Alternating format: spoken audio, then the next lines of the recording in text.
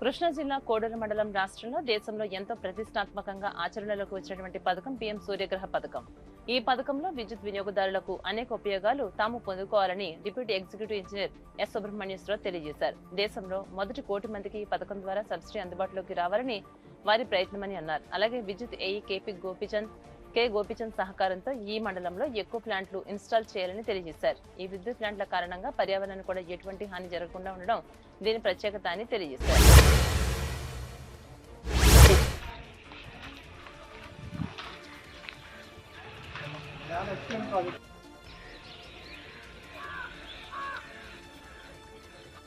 కోటర్స్ వారు నేను సోషల్ మీడియాలో పిఎం సూర్య గారి గురించి చూసి ఈ రోజు పెరుగుతున్న పవర్ బిల్స్ గురించి ఆలోచించి దీన్ని ఎట్లా అయితే మనం బిల్లు తగ్గించుకోగలుగుతాం అని చెప్పి ఆలోచిస్తే మా ఊరు కుర్రాడు విజయవాడలో ఇన్స్టాల్ చేస్తున్నాడు.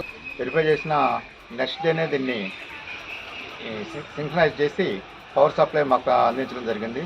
So I'm very much thankful to electrical department of AD గారు ఫర్ ప్రొవైడ్.